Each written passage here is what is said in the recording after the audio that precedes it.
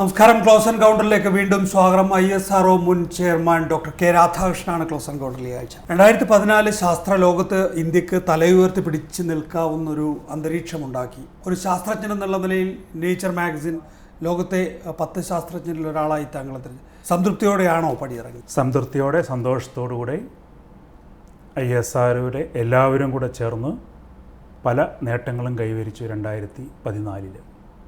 ഈ വർഷം തുടങ്ങിയപ്പോൾ ആദ്യമായിട്ട് GSLV D5 Indian cryogenic engine and സ്റ്റേജോടുകൂടി ഭംഗിയായിട്ട് പ്രവർത്തിച്ചു. അതിനുശേഷം വലിയൊരു നാഴികക്കല്ലായിരുന്നു മാർസ് ഓർബിറ്റർ മിഷൻ ആദ്യത്തെ തന്നെ കാൽവയ്പിൽ വിജയകരമായിട്ട് ചൊവ്വയുടെ ചുറ്റുമുള്ള ഒരു ഭ്രമണപഥത്തിൽ എത്തിച്ചത്. ഡിസംബർ മാസത്തിൽ GSLV Mark 3 എന്ന വെഹിക്കിളിൻ്റെ ഒരു എക്സ്പെരിമെൻ്റൽ മിഷൻ വളരെ ഭംഗിയായിട്ട് നടന്നു. അതോടുകൂടി തന്നെ ഒരു അൺമാൻഡ് ക്രൂ മോഡ്യൂളിൻ്റെ ഒരു പരീക്ഷണവും ഭംഗിയായിട്ട് നടന്നു. ഇതുകൂടാതെ കൊണ്ട് ഈ 2014 2 നാവിഗേഷൻ സാറ്റലൈറ്റുകൾ PSLV ഉപയോഗിച്ച് നമ്മൾ വിക്ഷേപിച്ചു. കൂടാതെ 5 ഉപഗ്രഹങ്ങൾ മറ്റുള്ള രാജ്യങ്ങൾക്ക് വേണ്ടിയിട്ട് ഫ്രാൻസ്, ജർമ്മനി എന്നീ രാജ്യങ്ങൾക്ക് വേണ്ടി നമ്മൾ വിക്ഷേപിച്ചു. വളരെ നല്ലൊരു വർഷമായിരുന്നു 2014. എന്താണ് മംഗൾയാനിൽ നിന്ന്? അതേക്കുറിച്ചൊരു പുതിയ വാർത്ത താങ്കൾക്ക് പറയാനുണ്ടോ? അപ്പോൾ 300ഓളം ചിത്രങ്ങളാണെന്ന് തോന്നുന്നു മംഗൾയാനിൽ നിന്ന് നമുക്ക് ഇതുവരെ ലഭ്യമായിട്ടുള്ളത്. ഈ മംഗൾയാനിൽ നമ്മൾ 5 ഉപകരണങ്ങളാണ് വെച്ചിരിക്കുന്നത്. ഒന്ന് മാർസ് കളർ ക്യാമറ, അതിൽ നിന്ന് എടുത്ത ചിത്രങ്ങളാണ് നമ്മളിപ്പോൾ സാധാരണ കണ്ടുകൊണ്ടിരിക്കുന്നത്. അതുകൂടാതെ കണ്ട് 2 ഉപകരണങ്ങൾ മീഥേൻ്റെ പ്രസൻസ് ഉണ്ടെങ്കിൽ അത് ജിയോളജിക്കൽ ഒറിജിനാണോ ബയോളജിക്കൽ ഒറിജിനാണോ എന്ന് മനസ്സിലാക്കാൻ നോക്കുന്നുണ്ട്. അതുകൂടാതെ കണ്ട് എക്സോസ്ഫിയറിനെ പറ്റി നമ്മൾ പഠിക്കുന്നുണ്ട്. ഹൈഡ്രജൻ, ഡ്യൂട്ടീരിയം, അതിൻ്റെ റേഷ്യോ ഇതെല്ലാം മനസ്സിലാക്കുന്നുണ്ട്. അതിൽ നിന്ന് കിട്ടുന്ന വിവരങ്ങൾ ശാസ്ത്രജ്ഞന്മാർ ശാസ്ത്ര സമൂഹത്തിൽ അത് വിശദീകരിച്ച് അത് തെളിയിച്ച് അതിൽ നിന്നുള്ള പുതിയ പല നിരീക്ഷണങ്ങളും പുറത്തു കൊണ്ടുവരണം. അത് ശാസ്ത്ര മാസികകളിൽ അവർ ആ സമയത്ത് പ്രസിദ്ധീകരിക്കും. ഇപ്പം നമ്മൾ കഴിഞ്ഞ ഒരു 110 ദിവസമായിട്ടാണ് ഈ ഒബ്സർവേഷൻസ് ചെയ്തുകൊണ്ടിരിക്കുന്നത്. ചന്ദ്രയാൻ കഴിഞ്ഞു, മംഗൾയാൻ കഴിഞ്ഞിരിക്കുന്നു, അല്ലെങ്കിൽ നടക്കുന്നു. ഇനിയിപ്പം ആദിത്യ മിഷൻ, ചന്ദ്രയാൻ 2 മിഷനുണ്ട്. ചന്ദ്രയാൻ 2 മിഷനിൽ നമ്മൾ ഒരു റോവർ ചന്ദ്രൻ്റെ ഉപരിതലത്തിൽ കൊണ്ടുപോയി അവിടെ നിന്ന് പഠനങ്ങൾ നടത്താനാണ് നോക്കുന്നത്. ഈ റോവർ അവിടെ കൊണ്ടുപോകാനായിട്ട് നമുക്കൊരു ലാൻഡർ ഡെവലപ്പ് ചെയ്തെടുക്കണം. അതായത് ഉപഗ്രഹത്തിൽ നിന്നും ഈ റോവറിനെ താഴെ കൊണ്ടുവന്ന് ഒരു സോഫ്റ്റ് ലാൻഡിംഗ് ആയിട്ട് അവിടെ എത്തിക്കുന്നതിന് അത് നമ്മൾ വികസിപ്പിച്ചെടുത്തുകൊണ്ടിരിക്കുകയാണ് ഇന്ത്യയിൽ തന്നെ. ഇപ്പോൾ ആദിത്യ മിഷൻ അത് ചന്ദ്രൻ്റെ സോളാർ കൊറോണൽ ആക്ടിവിറ്റി പഠിക്കാനുള്ളൊരു മിഷനാണ്. നമ്മൾ ഏകദേശം 1.5 ദശലക്ഷം അകലെയുള്ള ഒരു സ്ഥാനത്തേക്കാണ് ഈ ആദിത്യ ഉപഗ്രഹത്തെ അയക്കാൻ നിശ്ചയിച്ചിരിക്കുന്നത്. ഒരു 6 ഉപകരണങ്ങൾ വെച്ച് പല പഠനങ്ങളും നടത്താൻ പോകുന്നുണ്ട്. നമ്മൾ 60കളിൽ തുടങ്ങിയതാണ്. നമുക്ക് 70കളിൽ തന്നെ റോക്കറ്റ് വിക്ഷേപണ രംഗത്ത് നിർണായക നേട്ടം കൈവരിക്കാൻ സാധിച്ചിട്ടുണ്ട്. നമ്മൾ വളരെ കൺസിസ്റ്റൻ്റ് ആയിരുന്നു എല്ലാ ഭരണാധികാരികളും. എങ്കിൽ പോലും നമ്മൾ എവിടെയാണ് ലോകത്ത്? നമ്മൾ ലോകത്തിലെ ഒരു ബെഞ്ച് മാർക്കിംഗ് നോക്കുകയാണെങ്കിൽ ഇന്ത്യ 6ാമത്തെ രാഷ്ട്രമായിട്ട് വരും. America, Russia, European space agency, China, Japan, India, അതിനുശേഷം കാനഡ, അങ്ങനെയുള്ള രാജ്യങ്ങൾ വരുന്നുണ്ട്. ഇത് 2 തരത്തിലുള്ള പഠനങ്ങളിൽ കൂടി പുറത്തു വന്നിരിക്കുന്ന വിവരങ്ങളാണ്. ഒന്ന്, അമേരിക്കയിലുള്ളൊരു ഫ്യൂട്രോൺ എന്ന് പറഞ്ഞ ഒരു ഓർഗനൈസേഷൻ കഴിഞ്ഞ കുറേ വർഷങ്ങളായിട്ട് 50 പാരാമീറ്റേഴ്സ് ഉപയോഗിച്ചുകൊണ്ട് ചെയ്യുന്ന പഠനങ്ങൾ കഴിഞ്ഞ ഒരു 6-7 വർഷമായിട്ട് നമ്മൾ 5, 6, 7 എന്ന സ്ഥാനത്താണ് നിൽക്കുന്നത്. അതുപോലെ ക്വാണ്ടിറ്റേറ്റീവ് സ്റ്റഡീസും പലരും ഇതിനെപ്പറ്റി നടത്തിയിട്ടുണ്ട്. അത് മൊത്തത്തിലുള്ള ഒരവസ്ഥ. അതേ സമയത്ത് ഇപ്പോൾ നമ്മൾ മംഗൾയാനെ പറ്റി പറഞ്ഞു. പ്ലാനറ്ററി റിസർച്ച് ആദ്യമായിട്ട് ചെയ്ത ഏഷ്യൻ രാജ്യം ഇന്ത്യയാണ്. ആദ്യത്തെ പരീക്ഷണത്തിൽ വിജയം വരിച്ച രാഷ്ട്രം നമ്മളാണ്. സ്പേസ് ആപ്ലിക്കേഷൻ്റെ കാര്യം നോക്കുമ്പോൾ നമ്മൾ 1ാമത് തന്നെയാണ്. നമ്മൾ റോൾ മോഡലായിട്ടാണ് എല്ലാവരും കരുതുന്നത്. അതുപോലെ ഇപ്പോൾ ലോഞ്ച് വെഹിക്കിളിൻ്റെ കാര്യത്തിൽ നമ്മുടെ GSLV ഇപ്പോൾ വികസിപ്പിച്ചെടുത്തു. PSLV ഉപയോഗിച്ച് നമ്മൾ 40ഓളം വിദേശ ഉപഗ്രഹങ്ങൾ വിക്ഷേപിച്ചു കഴിഞ്ഞു. ഇനിയും പലതും വിക്ഷേപിക്കാൻ ഇരിക്കുന്നു. ഇപ്പോൾ GSLV Mark III വരികയാണെങ്കിൽ അടുത്ത 2 വർഷം കൊണ്ട് വരികയാണെങ്കിൽ 4 ടൺ ഭാരമുള്ള ഉപഗ്രഹങ്ങൾ വിക്ഷേപിക്കാനുള്ള കഴിവ് നമുക്ക് ലഭിക്കുന്നു. അതായത് കമ്മ്യൂണിക്കേഷൻ സാറ്റലൈറ്റ്സിലെ ഒരു വലിയ ഭാഗം നമുക്ക് അതുകൊണ്ട് ചെയ്യാൻ സാധിക്കും എന്നുള്ളതാണ്. നാവിഗേഷൻ സാറ്റലൈറ്റ് നോക്കുകയാണെങ്കിൽ ഇപ്പോൾ അമേരിക്കയുടെ GPS ഉണ്ട്, റഷ്യയുടെ ഗ്ലോനാസ് ഉണ്ട്, യൂറോപ്പിൻ്റെ ഗലീലിയോ വന്നുകൊണ്ടിരിക്കുന്നു. അവർക്ക് 2 സാറ്റലൈറ്റുകളെ ഉള്ളൂ. ഇപ്പോൾ നമുക്കിപ്പോൾ IRNSൽ 3 സാറ്റലൈറ്റുകൾ അവിടെയുണ്ട്. എന്തുകൊണ്ടാണ് നമ്മുടെ ക്രയോജനിക് ടെക്നോളജിയൊക്കെ ഇത്ര വൈകിയത്? ഇത് നമുക്ക് വലിയ തടസ്സമുണ്ടാക്കുന്നുണ്ടോ? GSLVക്ക് ഒരു ഉപഗ്രഹത്തിന് ഏകദേശം പകുതി വെലോസിറ്റി കൊടുക്കുന്നത് ഈ ക്രയോജനിക് സ്റ്റേജാണ്. അതാണ് അതിൻ്റെ പ്രത്യേകത. ഈ ക്രയോജനിക് സ്റ്റേജിൻ്റെ ഒരു സങ്കീർണത എന്ന് പറയുമ്പോൾ ഒരു വശത്ത് 3000 കെൽവിൻ ടെമ്പറേച്ചർ, വേറൊരു സ്ഥലത്ത് 20 കെൽവിൻ ടെമ്പറേച്ചർ. ഇതാണ് അവിടെ വരുന്ന ടെമ്പറേച്ചർ ഡിഫറൻസസ്. ഏകദേശം 40,000 RPM ഉള്ള ടർബൈൻസ് പ്രവർത്തിക്കണം. ഹൈഡ്രജനും ഓക്സിജനും കൂടി അവിടെ കമ്പസ്റ്റൻ തുടങ്ങണം, അത് സസ്റ്റെയിൻ ചെയ്യണം. ഇത്രയും കോംപ്ലക്സിറ്റിയുള്ള ഒരു ടെക്നോളജിയാണ്. നമ്മൾ ആദ്യമായിട്ടാണത് ചെയ്യുന്നത്. എല്ലാ രാഷ്ട്രങ്ങളും 10-15 വർഷം എടുത്തിട്ടാണ് ഈ ടെക്നോളജി ഡെവലപ്പ് ചെയ്തിരിക്കുന്നത്. നമ്മൾ ഇന്ത്യയിൽ അതിന് വേണ്ടുന്ന എല്ലാ ഫെസിലിറ്റീസും, അത് ടെസ്റ്റ് ചെയ്യാനും ഉള്ള ഫെസിലിറ്റീസ് ഒക്കെ സംഘടിപ്പിച്ചിട്ടാണ് ഈ പ്രവർത്തനം തുടങ്ങിയത്. 22 വർഷം നമ്മളെടുത്തു. പക്ഷേ ഇനി നമ്മൾ അടുത്ത GSLV Mark IIIക്കുള്ള ഒരു ക്രയോജനിക് എൻജിൻ വികസിപ്പിച്ചെടുക്കുമ്പോൾ അതിനത്രയും സമയം വേണ്ടി വരില്ല. നമ്മളിന്ന് പറയുന്നത് ഒരു 2 വർഷം കൂടെ കഴിഞ്ഞാൽ നമുക്ക് GSLV Mark IIIയുടെ ക്രയോജനിക് സ്റ്റേജ് വെച്ച് ഒരു പരീക്ഷണം നടത്താൻ സാധിക്കുമെന്നുള്ളതാണ്. മനുഷ്യൻ വിശന്ന് മരിക്കുന്ന ഒരു രാജ്യത്ത് ഈ സ്പേസ് ടെക്നോളജിയിൽ നമ്മൾ വലിയ തോതിൽ ഇൻവെസ്റ്റ് ചെയ്തിട്ട് എന്ത് കാര്യം? പക്ഷേ ഇന്നിപ്പോൾ സാറ്റലൈറ്റ് വലിയൊരു ബിസിനസ്സായി മാറിയിരിക്കുകയാണ്. നമുക്ക് ലോകത്തെ ഈ സാറ്റലൈറ്റ് ബിസിനസ്സിൽ വലിയ പങ്കാളിത്തമുണ്ടോ? ചെറിയ പങ്കാളിത്തമുണ്ട്. സാറ്റലൈറ്റ് ബിസിനസ്സിനേക്കാളും നേരത്തെ പറഞ്ഞ ആ ഒരു വശം, അതായത് നമ്മൾ ഇന്ന് ഈ ഉപഗ്രഹങ്ങൾ കൊണ്ടുള്ള ഉപയോഗം കൊടുക്കുന്നത് ആർക്കാണ്? ഒന്ന്, ഇന്ന് നമ്മുടെ തീരപ്രദേശത്തുള്ള മത്സ്യത്തൊഴിലാളികൾക്ക്. അവർ ഇന്ന് ഒരു ബോട്ടിൽ പോകുന്ന സമയത്ത് എവിടെ മത്സ്യം കിട്ടുന്നു എന്നുള്ള വിവരം അവിടെ ഒരു ബോർഡിൽ നോക്കിക്കഴിഞ്ഞാൽ അവർക്ക് മനസ്സിലാവും. അതുകൊണ്ട് ഒരു വെസൽ ഏകദേശം 5-6 ലക്ഷം ഉറുപ്പിക ഒരു വർഷം ലാഭിക്കുന്നു എന്നുള്ളതാണ്. അനാവശ്യമായിട്ട് തിരച്ചിലില്ലാതെ എത്തേണ്ടിടത്ത് എത്താനുള്ള വിവരം ഇവിടെ നിന്ന് ലഭിക്കുന്നു.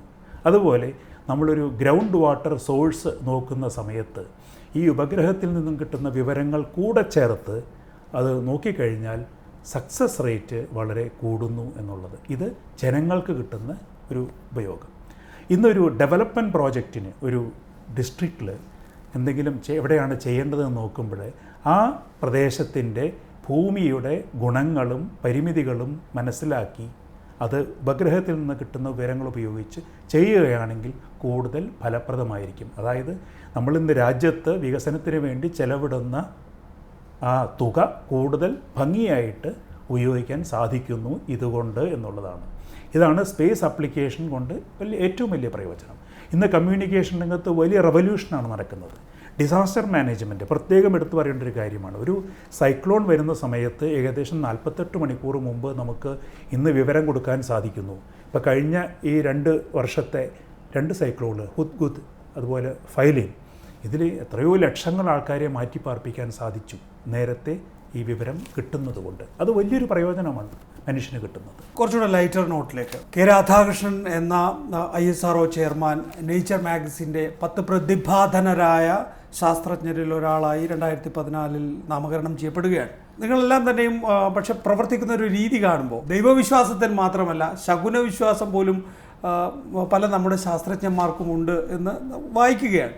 ഇപ്പം അരുണൻ പ്രൊജക്ട് ഡയറക്ടറായി മംഗൾയാൻ്റെ പ്രധാനപ്പെട്ട ഒരു നിർണായക നിമിഷങ്ങളിലെല്ലാം തന്നെയും കൺട്രോൾ റൂമിന് പുറത്തു നിന്ന് പുറംതിരിഞ്ഞ് നിൽക്കുന്നു.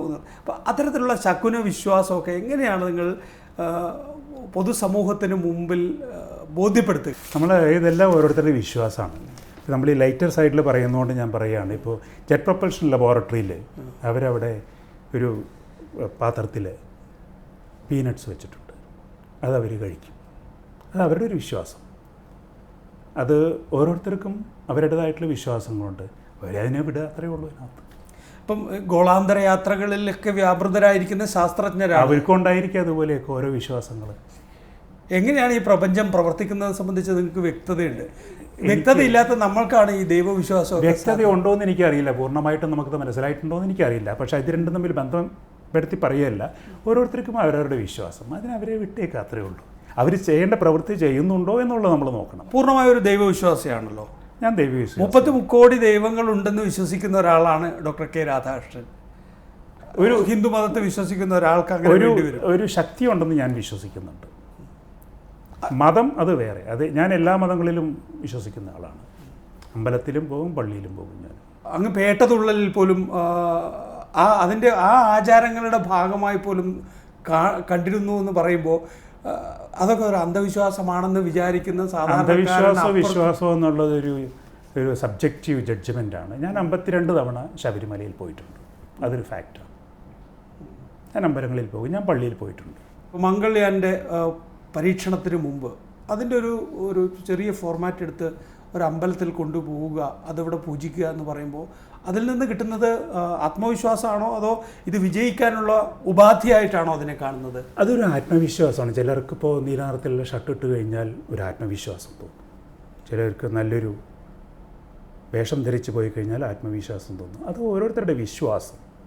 അപ്പം നമ്മൾ ഓരോരുത്തരെയും അവരവരുടെ വിശ്വാസത്തിന് വിടുക എന്നുള്ളതാണ്. നമ്മുടെ വിശ്വാസം വേറെ ആരിലും അടിച്ചേൽപ്പിക്കേണ്ട കാര്യമില്ല. ISRO പോലുള്ള ഒരു സ്പേസ് റിസർച്ച് ഏജൻസിയിൽ ഓരോരുത്തർക്കും വിശ്വാസത്തിനനുസരിച്ച് പ്രവർത്തിക്കാം. ഞാൻ ചോദിച്ചോട്ടെ, മംഗൾയാൻ്റെ പ്രധാനപ്പെട്ട ഒരു കടമ്പയിൽ നിൽക്കുകയാണ്. അതിൻ്റെ പ്രൊജക്ട് ഓഫീസർക്ക് പുറംതിരിഞ്ഞ് നിൽക്കാനുള്ള സ്വാതന്ത്ര്യം അവിടെയുണ്ടോ? അവിടെ ഈ മംഗൾയാനെ സംബന്ധിച്ച് പറയുകയാണെങ്കിൽ നമ്മളൊരു ഓപ്പറേഷൻ നടക്കുമ്പോൾ അതിന് ദിവസങ്ങൾക്ക് മുമ്പ് തന്നെ ആ ചെയ്യേണ്ട കാര്യങ്ങളെല്ലാം അവിടെ ഈ ഉപഗ്രഹത്തിലെ കമാൻഡ് പ്രോസസ്സറിൽ എത്തിച്ചിരിക്കും. ആ സമയത്ത് നമ്മൾ നോക്കുന്നത് അത് നടന്നു എന്നറിയേണ്ട കാര്യം മാത്രമേ ഉള്ളൂ. അദ്ദേഹത്തിന് അവിടെ പ്രത്യക്ഷമായിട്ട് ഒന്നും ചെയ്യേണ്ട കാര്യങ്ങളില്ല. അതെല്ലാം അദ്ദേഹം നേരത്തെ ചെയ്തു കഴിഞ്ഞിരിക്കുന്ന കാര്യങ്ങളാണ്.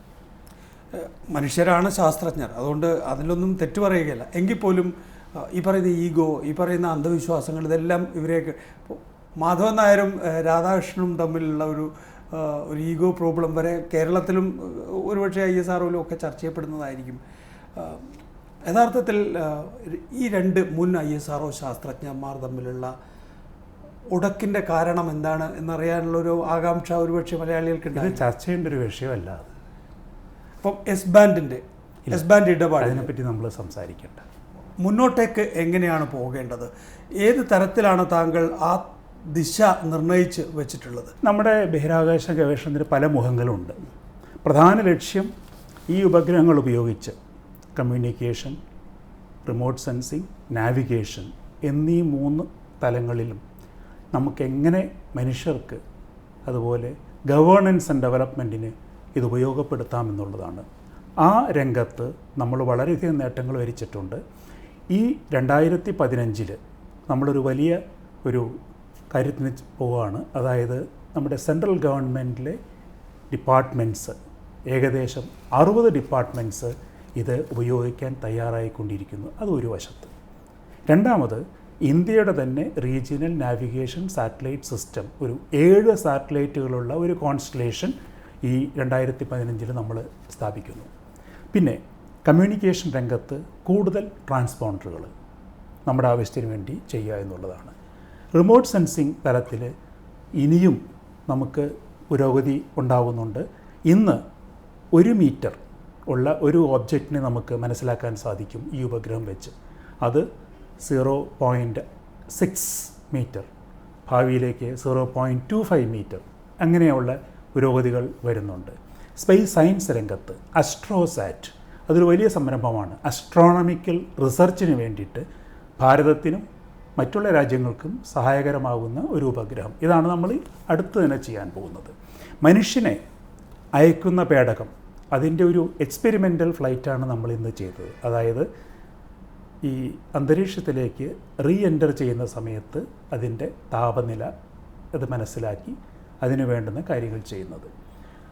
ഈ രാജ്യം ഒരു ദിവസം തീരുമാനിക്കുകയാണ് നമ്മൾ ബഹിരാകാശ ഗവേഷണത്തിൽ മനുഷ്യനെ കൂടെ ചേർത്ത് ചെയ്യണം എന്ന് തീരുമാനിച്ചാൽ അതിനുള്ള തയ്യാറെടുപ്പുകൾ അത് നമ്മൾ ചെയ്തുകൊണ്ടിരിക്കുകയായിരുന്നു കഴിഞ്ഞ കുറച്ച് വർഷങ്ങളായിട്ട്. ഈ ക്രൂ മോഡ്യൂൾ അതിൻ്റെ ഭാഗമാണ്. ഫ്ലൈറ്റ് സൂട്ട്, അതുപോലെ ക്രൂ എസ്കേപ്പ് സിസ്റ്റം, ഇതിനെല്ലാം പുരോഗതികൾ നമ്മൾ പലതും ചെയ്തിട്ടുണ്ട്. ഗോളാന്തര യാത്രകൾ അല്ലെങ്കിൽ അന്യഗ്രഹ ജീവികളുടെ കാര്യത്തിൽ നമുക്ക് അങ്ങനെ എന്തെങ്കിലും സാധ്യതകൾ എവിടെയെങ്കിലും ഉണ്ട്? അപ്പോൾ നമുക്കൊരു ഗോളാന്തര വാസം ആവശ്യമാണ്, നമുക്കൊരു ഔട്ട് പോസ്റ്റ് വേണം. ഭൂമി അപകടപ്പെടുകയാണെങ്കിൽ അതിൻ്റെ ഒരു ഔട്ട് പോസ്റ്റ് ഏതാണ്? ചന്ദ്രനാണോ അതോ ചൊവ്വയാണോ? നമ്മളിപ്പോൾ ചന്ദ്രൻ അതുപോലെ ചൊവ്വ ഈ രണ്ട് സ്ഥലത്തും ഭാവിയിൽ ഹാബിറ്റാറ്റ് ഉണ്ടാവാനുള്ള സാധ്യതകളുണ്ട് എന്ന് ആണ് വിചാരിക്കുന്നത്. എപ്പോൾ നടക്കും എന്നുള്ളത് ഒരു ചർച്ചാ വിഷയമാണ്. പക്ഷേ ചൊവ്വ നമ്മുടെ അടുത്ത ഗ്രഹമാണ്. വളരെയധികം സാമ്യതകൾ ഭൂമിയായിട്ട് ഉണ്ട്. അപ്പോൾ അവിടെ ഒരു 20 or 30 വർഷങ്ങൾ കഴിഞ്ഞാൽ നമുക്കൊരു ഹാബിറ്റാറ്റ് സ്ഥാപിക്കാൻ സാധിക്കുമെന്ന് വിചാരിക്കുന്നവരുണ്ട്.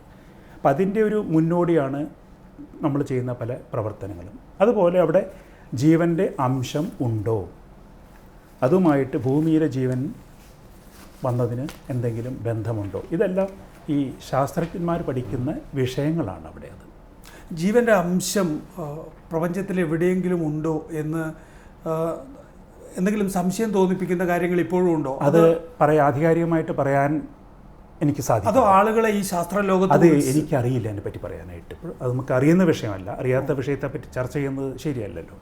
പക്ഷേ ചൊവ്വയിലേക്ക് ഭാവിയിൽ 2030, 2040, 2050 സമയത്ത് ഹാബിറ്റാറ്റ് സ്ഥാപിക്കാനുള്ള സാധ്യതകളുണ്ടെന്ന് പല രാജ്യത്തെയും ശാസ്ത്രജ്ഞന്മാർ വിശ്വസിക്കുന്നുണ്ട്. അത് ഭൂമിയുടെ ഒരു ഔട്ട് പോസ്റ്റായി വരാൻ സാധ്യത എന്ന് പറയുന്ന ഗോളം ആയിക്കൂടാ എന്നില്ല. അങ്ങനെ പല പ്രവചനങ്ങളും ഉണ്ട്. ആ പോകുന്ന വഴിക്ക് ചന്ദ്രന് അതിനൊരു സ്ഥാനമുണ്ട് എന്ന് വിശ്വസിക്കുന്നവരുണ്ട്, ഒരു ഇൻ്റർമീഡിയറ്റ് പോയിൻ്റായിട്ട്. ഈ ചൊവ്വ എന്ന് പറയുന്ന ഗ്രഹം നമ്മുടെ ഒരുപാട് പെൺകുട്ടികളുടെ വിവാഹം മുടക്കിയ ഒരു ഗ്രഹമാണ്. നമ്മൾ ദോഷം കാണേണ്ട ഒരു ഗ്രഹമാണോ അത്? അത് വേറൊരു തരത്തിലുള്ള സങ്കല്പമാണ്. അതിനെപ്പറ്റി ഞാൻ അഭിപ്രായം പറഞ്ഞത് ശരിയല്ല. നമ്മൾ ശാസ്ത്രീയപരമായിട്ട് ചൊവ്വയെ ഒരു ഗ്രഹമായിട്ട്, നമ്മൾ ഭൂമിയെപ്പറ്റി പഠിക്കുന്നത് പോലെ ചൊവ്വയെപ്പറ്റി, അതിൻ്റെ അന്തരീക്ഷത്തെപ്പറ്റി, അതിൻ്റെ ഉപരിതലത്തെപ്പറ്റി എല്ലാം പഠിക്കുന്നു, അത്രേ പറയാൻ സാധിക്കും. അതിന് ഒരു ശാസ്ത്രജ്ഞൻ അത് ഏകദേശം 400 ദശലക്ഷം കിലോമീറ്റർ വരെ അകലെ വരാവുന്ന ഒരു ഗ്രഹമാണ്. അടുത്ത് വരുന്ന സമയത്ത് 55 ദശലക്ഷം കിലോമീറ്റർ വരുന്നു. അത് ജ്യോതിഷ സംബന്ധമായിട്ട് അവരെ എങ്ങനെ എടുക്കുന്നു എന്നുള്ളത് അത് അവർ ചർച്ച ചെയ്യേണ്ട കാര്യമാണ്. അതിനകത്ത് ഞാൻ സംസാരിക്കുന്നത് ശരിയല്ല. 2014 ഡിസംബർ 31 4 മാസം കാലാവധി നീട്ടിക്കിട്ടി. സ്വാഭാവികമായും മംഗൾയാൻ്റെ പ്രൊജക്റ്റ് തീരുക എന്നുള്ളതായിരിക്കും. അങ്ങയുടെ അടുത്ത ദൗത്യം എന്താണ്? അടുത്ത ദൗത്യം ഞാനിപ്പോൾ കഴിഞ്ഞ ഒരാഴ്ചയായിട്ട് ഞാൻ സെറ്റിൽ ചെയ്തുകൊണ്ടിരിക്കുകയാണ്. എൻ്റെ ഒരു പുതിയ വാസസ്ഥലത്തേക്ക് ആദ്യം മാറണം. അതാണ് ഇപ്പോൾ എൻ്റെ മുമ്പിലുള്ള ആദ്യത്തെ ഒരു ദൗത്യം. കേരളമാണോ പുതിയ വാസസ്ഥലം? അത് മുഴുവൻ തീരുമാനിച്ചിട്ടില്ല. ബാംഗ്ലൂരും കേരളവും തമ്മിലുള്ള ഒരു ചർച്ച ഇപ്പോൾ സ്വയം ചെയ്തുകൊണ്ടിരിക്കുകയാണ്. അതിനനുസരിച്ച് എവിടെയാണ് സെറ്റിൽ ചെയ്യേണ്ടതെന്നുള്ളത് താൽക്കാലികമായിട്ടും പെർമനൻ്റായിട്ടും അതാണ് അടുത്ത മുന്നിലുള്ള വിഷയം. നമ്മൾ ഭൂമി തന്നെയാണോ വാസസ്ഥലം അതോ ചൊവ്വയാണോ എന്നെ സംബന്ധിച്ചൊരു തീരുമാനത്തിൽ എത്തിയിട്ടില്ല. അതല്ല ഞാൻ ചോദിക്കുന്നത്. എന്തെങ്കിലും ഇപ്പം പ്രത്യേകമായിട്ട് ഒരു തലത്തിലും പ്രവർത്തിക്കുന്നതിനെ പറ്റി ഞാൻ ചിന്തിച്ചിട്ടില്ല അപ്പോഴും. പക്ഷേ ഏതെങ്കിലും രംഗത്ത് പ്രവർത്തിക്കും, അത് തീർച്ചയാണ്. ഡോക്ടർ കെ രാധാകൃഷ്ണൻ കേന്ദ്രമന്ത്രിസഭയിലേക്ക് എന്നൊക്കെയുള്ള വർത്തമാനങ്ങൾ കേൾക്കുന്നുണ്ട്. എനിക്കറിയില്ല അതിനെപ്പറ്റി. പുതിയ പ്രൊജക്റ്റിനെ കുറിച്ച് ഇല്ല, ഞാൻ ചിന്തിച്ചിട്ടില്ല അതിനെ പറ്റിയിട്ട്. ഗവൺമെൻറ് എന്തെങ്കിലും താങ്കളോട് സംസാരിക്കും? എനിക്കൊന്നും അറിയില്ല അതിനെ പറ്റിയിട്ട്. എല്ലാ ഭാവുകങ്ങളും താങ്കളുടെ ഭാവി ജീവിതത്തിന് വളരെ നന്ദി ഡോക്ടർ കെ രാധാകൃഷ്ണൻ.